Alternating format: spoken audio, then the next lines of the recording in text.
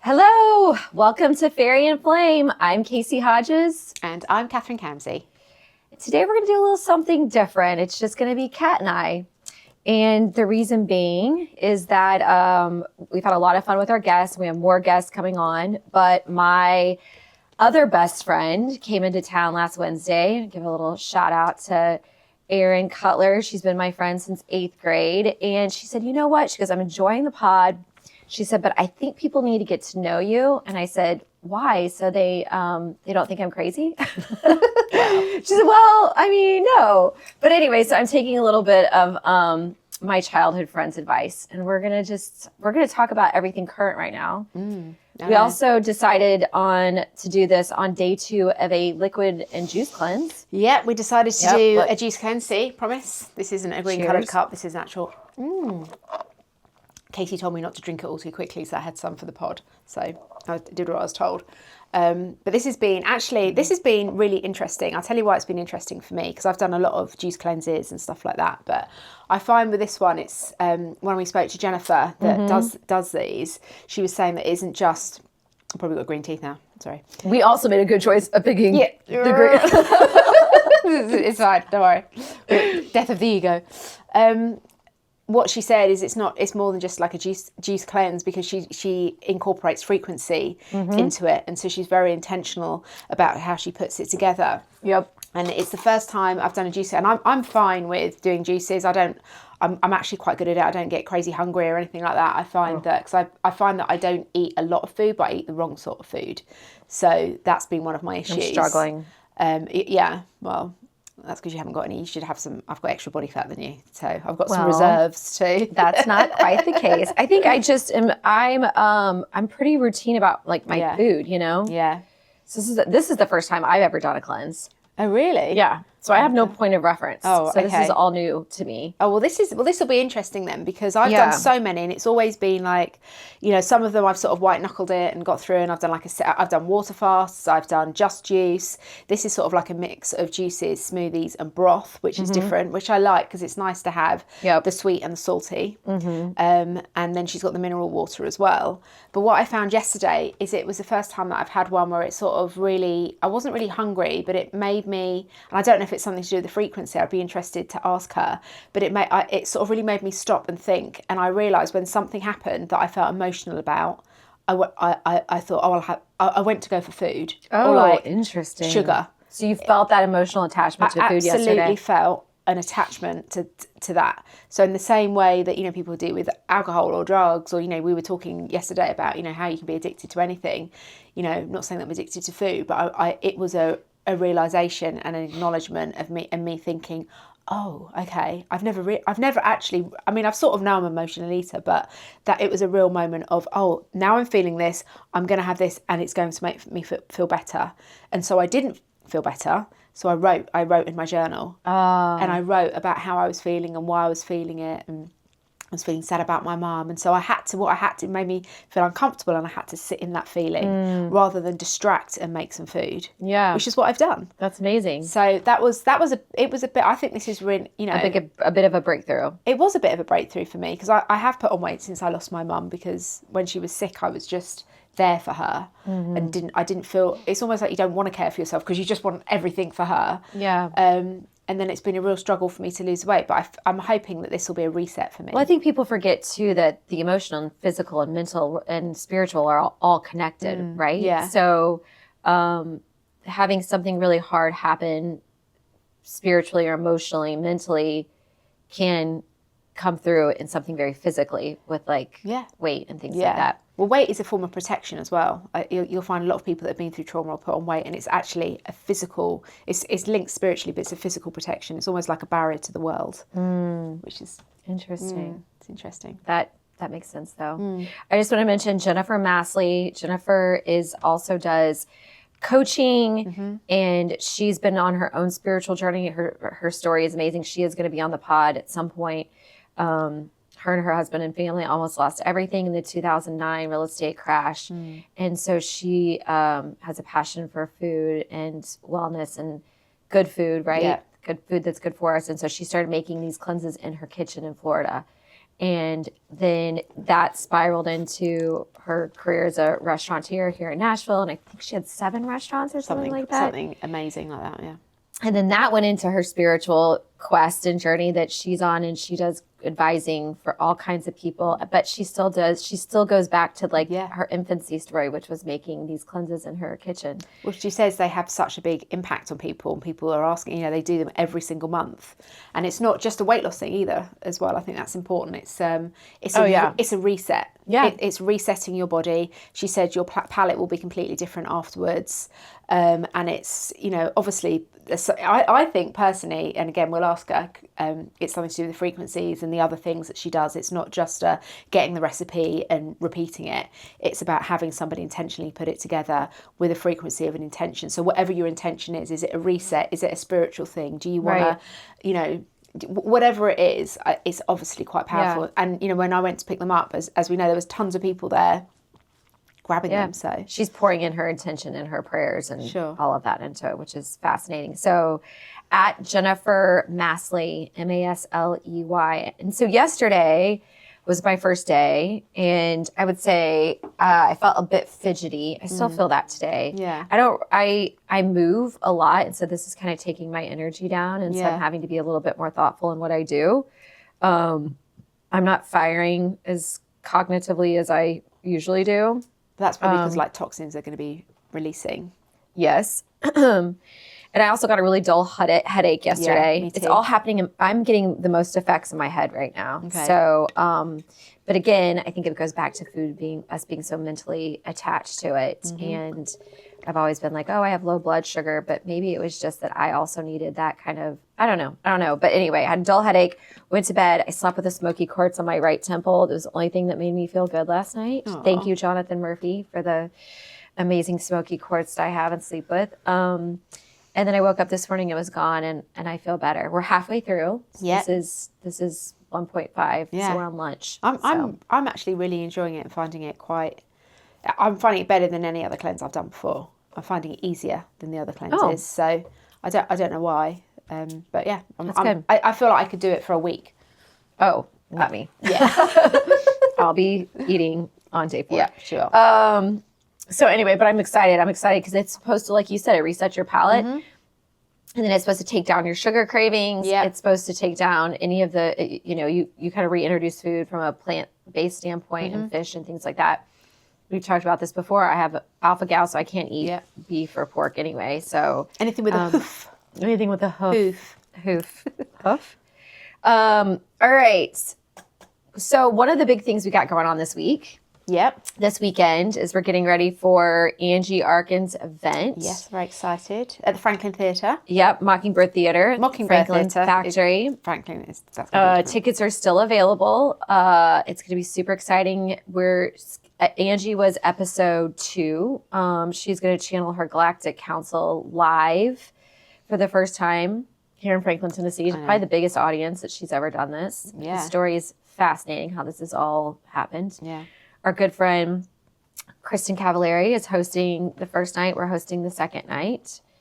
I know. How do you feel about that? Are you excited? I'm really excited about it. I mean, I just love when Angie does channeling anyway, and she does the frequency updates. And so, that's something that I'm looking forward to. But I'm also looking forward to seeing the sort of people that we get in the audience and the people that are more open to receive this sort of information now. Because I moved here in 2010.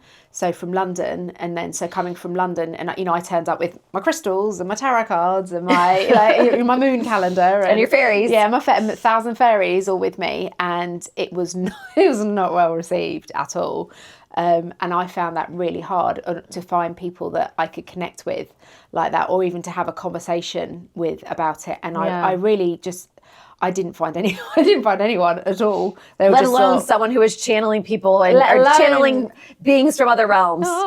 Yeah, that was definitely not on the cards. Yeah, I mean, I terrify people just with the odd, affirmation. I was having my angel cards and just stuff that I've done since I was like 16. It didn't seem like it was I didn't even know that it was a problem for people having crystals. I mean, I do have about 1 million crystals, but so for me, it's been interesting to see the transition from the time that I've been here, because it's so different. It felt to me like I was arriving at the little house at the prairie, you know, when I first got here, and it felt quite lonely and isolating. So now to even think that there would be an event like this here is, and actually now I get to be on the stage with her as well and talk about it and be part of that process. That's really exciting. I don't think it's any coincidence either. I think this transformation that you've seen is reflected at a much larger scale around the world. The conversations around, we were talking about this the other day. It's now become just like commonplace for people to have their medium that they call and kind of touch base with, and you know, oh, when am I going to meet the guy of my dreams, or when am I going to have this baby, or you know, should I get this dog? But I feel like Angie, I don't want to say, I'm not trying to put anyone in classes of this whatsoever, because you know, that's not what you do. But Angie's ability that she brings is unlike anything that I've ever seen or experienced before. She comes at it with zero ego, number one. She's one of the most humble people that I've ever met, and grounded. And she really just wants to help people in the world. And she does. The collective, She's absolutely, I've had a session with her, and I know you have as well. In fact, I've had 2 or 3 now. And I can honestly say my life before Angie and after, and that's a really big thing to say, because I've worked with a lot of spiritual people, but this is different. This is like a different level. And it's funny because I've been studying, loving, going to spiritual churches, doing all this stuff since I was 16. And, you know, I first got a book about, didn't really know about channeling until I got a book from Sarah Langdon. And I started, I don't know how, you know, you never know how you find these things. And I found her and I was like, oh, wow, the wisdom of the council. Like, this is so, I'm so interested.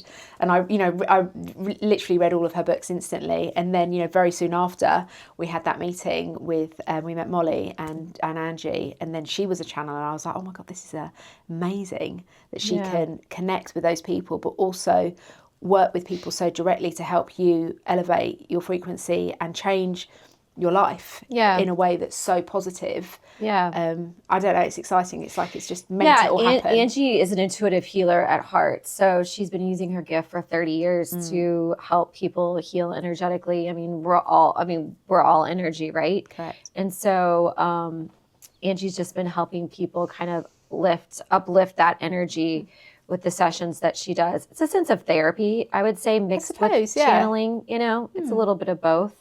But what's going to happen this weekend is that she's going to show everybody what she's been doing for 30 years as Angie, and then what she's been doing just since January, which is pulling in the Galactic Council, which is a very physical. If you watched episode 2, I know it probably took a lot of people off guard. Caused a lot of interesting conversations. Yeah.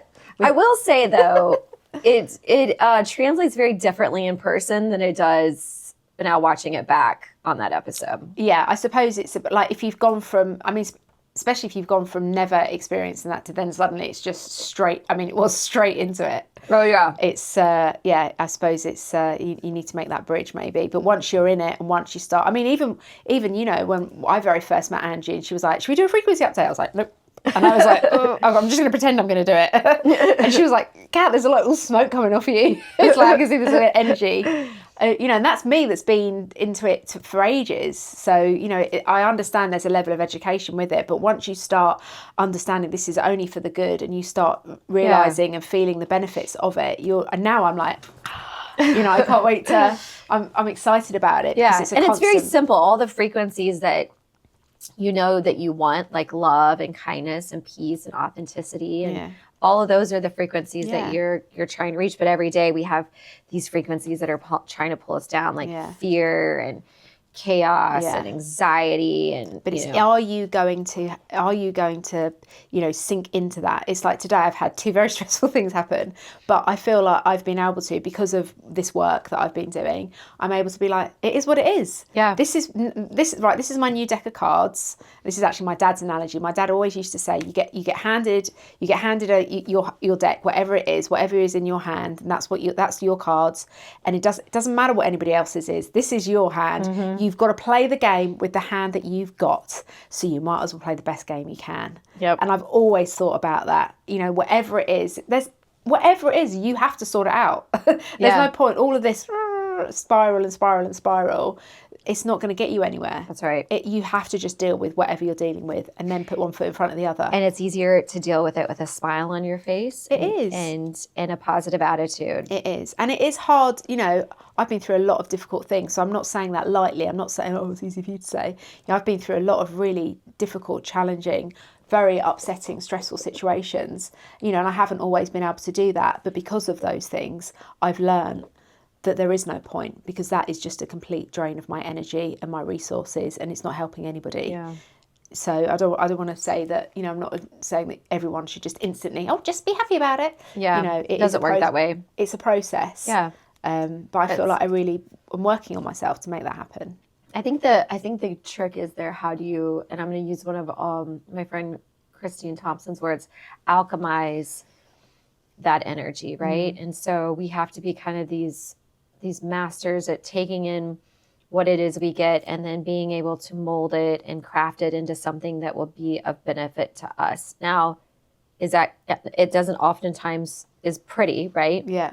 Things, when you alchemize things, sometimes they smoke or burn or stink or whatever. Yeah. But like, the point is that you're trying to shift whatever that negativity is into something that you can learn from and grow from. And then hopefully, if it happens again, you have the tools to be able to meet it in a different way. Yeah. So everything happens for us. Yeah. It's not to us. And it's just your perception of it, isn't it? It's like everyone, you can ask two people. I read this the other day. You can ask two children from the same family about their childhood, and they'll have two completely different stories because they would have been meeting their parents at different stages of their lives. Yeah. So you do get a different experience, and it's just how I think, like you say, that how are you going to deal with it? It's your choice. Mm-hmm. Do you want to blame somebody else? Do you want to just own it? Does it really matter? Just deal with it. Yeah. So the universe wants us to win. Mm-hmm. God wants us to win. No one wants to see us fail. So we have to trust in that support, and that we have it. It's hard to do. It is. It's not tangible, right? It's not something we can say, oh, look, he's right behind me. Yeah. So. But also we chose it. Yeah. And it's like that book that you gave me about the little boy in heaven. Oh, yes. You say it because it's a beautiful book, and you brought it to me. Oh, what is the name of the book? I'll have to look it up.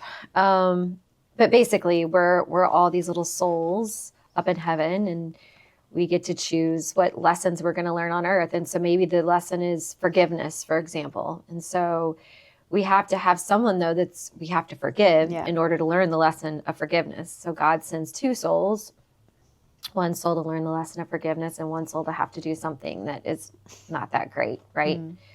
But the tables might be turned in the next life. Yeah. And so if we don't learn that lesson of forgiveness, then we have to rinse, repeat. We have to go back up and come back down and learn it all over again. And so I think the hardest part is that we get stuck in ways that we don't know how to get out of, or we get stuck in our ego, because forgiveness, that you have to be there has to be some humility in that too, to say, I forgive you, right? Yeah, these are all hard.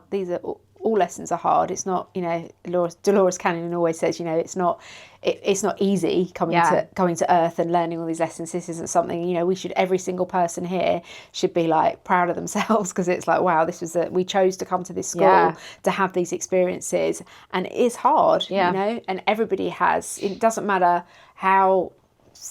Whatever difficulty you're going through, however, and I don't want to diminish anyone's experience, but whatever you're going through, there's other people going through maybe something similar, or maybe something what their level might not be as much as your level, but that's you're given what you can handle. Like somebody losing their goldfish might feel as hard to somebody losing their mum, which sounds crazy, but we're all different, having a different experience, and Right. we can all manage things on different levels. Yeah. I remember when I lost my niece, and it was, I mean, obviously horrific, and it was terrible. And then my friend, she lost her cat, but that was the biggest thing in her world. And it seems, and she always felt guilty. She can't even cry without saying, but it's not as bad as what happened to you, or I'm sorry that. And I'm like, no, that's sad for you. I understand that. It's like sad is sad, grief is grief. Tragedy is tragedy. You know, whatever happens to you is you are allowed to feel those feelings. You don't get to play top trumps with who's to decide Right. what's sad. Or Right. what's, My situation's more sad than Yeah. yours, so you can't be as sad yes. as me. Oh, you don't think you should cry now? You're crying too much. Right, you cry. Yeah. Yeah. I'm gonna have a little cry now. It's so funny. You said Dolores Cannon, or we watched a video one of our friends sent us, and I don't know if people are familiar with Dolores Cannon, but she was Dolores Cannon. She's passed, but I think her time was I think that sweet spot for her was in the 90s and 2000s. Yeah. And she was from Arkansas, and she practiced a sort of quantum hypnotherapy, where she would go and hundreds and hundreds of cases, I don't know, maybe thousands of cases, where she would hypnotize people, and they would go into past life regressions, or maybe they would go into other lifetimes in other realms or other galaxies or whatever. And so she compiled all of this research, unofficial research, because it's not recognized by an educational institution at this point. And then, you know, created some pretty big hypothesis. And we watched this video about Amazing. this, speaking of how everyone handles things, this kind of splitting of Earth, right? Sometimes it's referred to as like the 3D and the 5D. There's all these like kind of nicknames for how people explain this split. We might be, at this point, we're going to be going over people's heads. But we'll put the link to the video in the description here. But it basically says that we're living in this time where chaos is intentional, disruption is intentional. It's all meant to dig us out of these comfort zones so that we can start learning these lessons, growing and ascending. Because at some point down the road, they give you a timeline in this video. Those of us that choose to, how would you put it? Like, those of us that choose to be here for the collective, which is thinking outside of our own box. So how's this going to affect the earth? How's this going to affect our neighbor? How's this going to affect the generations that come after us? Yeah. We'll be kind of in this space of healing and protecting and ascending earth, while others will kind of be in a lower vibration and still managing all the earthling things. Yeah. It's almost like you can choose. That's right. Everyone has a choice. And do you want to be in this lane or do you want to be in that lane? And it's energy goes where energy flows. So if you're going to, you know, it's like I decided to turn the news off years ago. I mean, I just... Step one. And now we're back with a clap. No, it's always technical difficulty when we're talking about stuff like this. Always. Just slam. No such thing as coincidence. I know. Say that probably about 3 times a day. So it's a choice. It's really a choice as to whether you want to focus on the negative or focus on the positive, and it's where you want to go. Newspapers. I used to read celebrity magazines. I used to read the Metro in London. Anyone know that gets on the tube in London, you have a magazine every single that you just sort of all share around. And I just decided not to. And it honestly, I think at that point my vibration probably went about 50% up, because I just didn't know about anything, and things happened, and there was sadness, but you know, I didn't want to be part of it. That's again a choice that I made, because I think it's really it's great to sort of elevate yourself when all of these things are going on. Of course, you know that there's things that can be done, but it's really important to make sure that you look after yourself and your little family as well. Because if we all did that and we all raised our vibrations, then it would help the collective anyway. I think so many. I've also heard Pam Gregory talk about this, and so many of us are so concerned with things outside of our home, like what's happening in this foreign country, what's happening in this city across the United States. But it's kind of like mind your own little yard, right? Yeah. And if we all were to do that and all focus on the energy of ourselves, then immediately after that, our children, that vibration, that energy just passes on to your neighbor and then passes on the next neighbor. It's actually pretty simple when you think about it. Yeah. It's so simple. Yeah. It's even whenever we talk to, and if I listen to any of these spiritual things, or even Angie says this, or will the council say this, how do I connect more? What do I need to do to like raise my vibration? And, all these big things. And it's always the same answer. Go outside.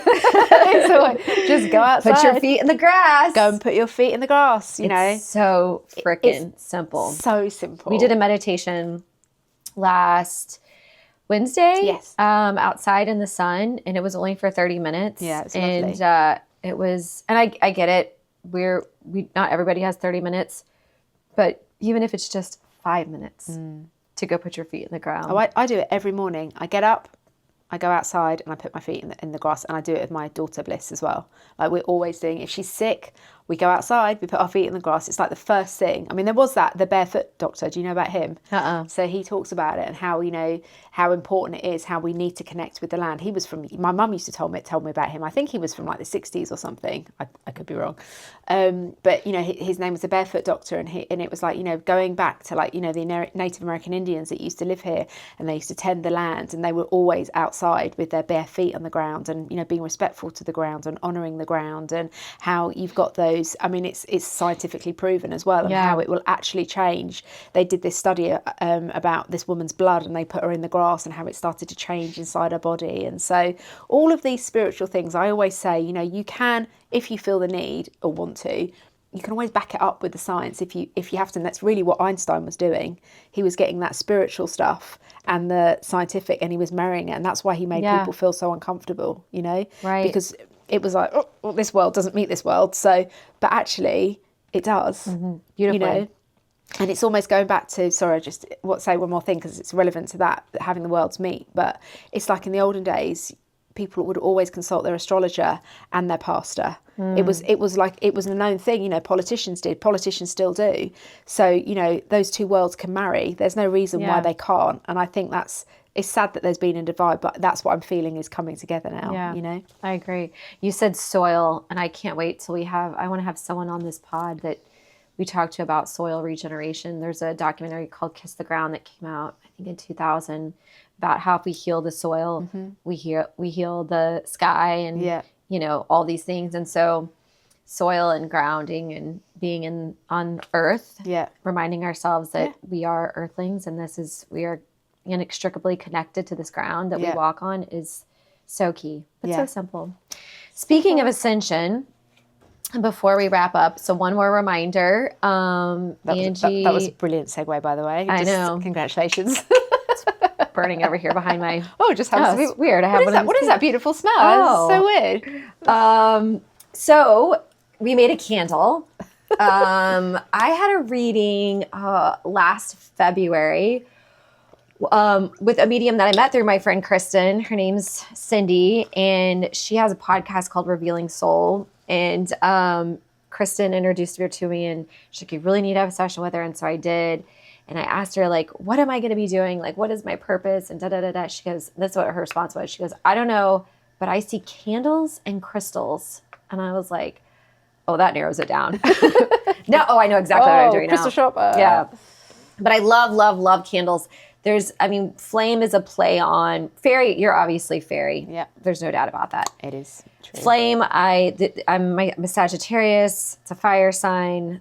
Kat and I had a bonding moment over my house burning down, but I love, casual, just drop that, but love, love, love, and always have candles. I love having something burning in my house all the time. So, dun, da, da, da. Da, da, da. It's a fairy and flame candle. It's called aSCENTion. A play on the word ascension. We're going to talk about that a lot more on the pod. This is, we had our good friend over at Flora and Moon help us create a non-toxic candle. So all of the ingredients in here, it's safe to burn. I just saw a clip that I want to show it to you about Mel Robbins talking about toxic candles. So it's so important. And then do you want to tell them a little bit about Kat? Sure. There's a crystal in every single one of them. Oh, it smells so good. I know. It does smell good. And tell them what's the oils and why we picked those oils. Oh my gosh, I knew you were going to ask me that. Okay, so Palo Santo. Yep. Incense.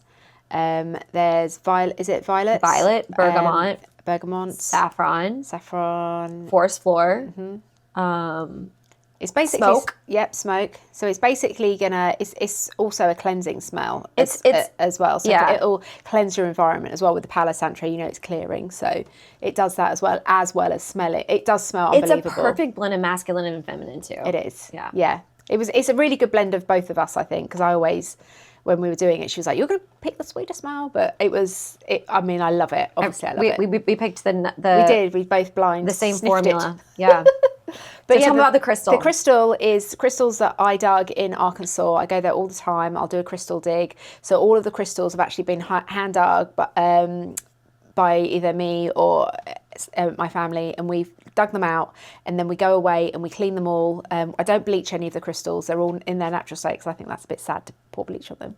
And then so I clean them, and then I left these actual ones that are in this candle were actually left out for 2 years outside with constant prayers going over them, not only for all of the moon ceremonies that I do, and every month I take all my crystals out and clean them, and so obviously under the sun, the moon and the stars for 2 years, but also they were sat in our studio for our first few pods, and we had Angie actually bless them. We had Pastor Betty. Pastor Betty's blessed them. So they've been blessed by my pastor. They've been blessed by Angie and the council. Yeah. We've also had other people pray over them. Yeah. And They're magic. Yeah, they are Magic crystals. So you get to keep, obviously, the crystal afterwards. And what I love about that is the fact that it's really, crystals are so powerful. If you start, I'm obsessed with crystals, but it's almost like extending our energy to you as well. So we become part of this collective consciousness together with all of these crystals. That's what I believe anyway. That's my intention that I've put in them. So, they are special. And they are magic, and they come with every candle. So with love. They connect us all. Yeah, they do. Building up the collective consciousness of our world, one pot at a time, one candle at a time. One candle at a time. So I just want to show you too. These things burn. I'm such a candle snob. They burn so clean. This is all the way down the bottom. Look, I burn my hands. That is the cleanest burning candle. That is the cleanest burning candle. It's beautiful. No wax left. You're getting your money's worth. There's no wax left on the sides. Yeah. Buy one for yourself or a friend. The holidays are coming up. Yeah. And guess what? We are our only sponsor. We Yes, we are. don't have a sponsor right now. If you'd like to be our sponsor, And if we don't get candles sold, then we can't afford to keep editing this pod. So help us. So stock up. Yeah, get yourself a candle, a little bit of magic. And it's really 2 gifts. This is going to be my QVC coming out of me now. All right. I used to work at Oh, QVC. do you want to do the thing where you point? All right, so when you get this candle for yourself, it will make your home smell beautiful. It will clear the air. You have a magic crystal inside it that you get to keep. So it's really the gift that keeps on giving, because after you have that beautifully clean candle cleaned all the way down to the bottom, as you saw, you could use this as a vessel for possible angel cards, which we will be doing soon. So thank you. Very good, very good. All right, guys. Well, thank you so much. This is our first time doing a pod, just the two of us. Yep. We're going to do it hopefully weekly. And have the best week. We got another episode coming out this week with another great guest, Jonathan Murphy from King Murphy Retreats and King Murphy Crystals. And Catherine is actually doing an event with him this weekend. I am. I'm going to be there with all of my fairies, my fairy books. What's the name of the event? That's a very good question, but I will put it at the bottom. It's at John Murphy Retreats. But it's on this Sunday. It's on this Sunday. It's absolutely good. There's going to be loads of things there. They've got bone casts in there, tarot readers. They've got henna. But you're going to be the fairy expert there. I'm going to be the fairy expert, and I'm really excited because I'm going to be selling my books there, but also having lots of fairy doors there with the children, and we're going to be colouring them in, making wishes, and then we're going to walk his chakra trail and place all the fairy doors there. Oh, so fun. Jonathan and I are going to start building a little fairy village there. So, which will start small and then get bigger and bigger and bigger. That's what fairies do. That's what they do. All right, guys. Have a great week. Bye. Bye.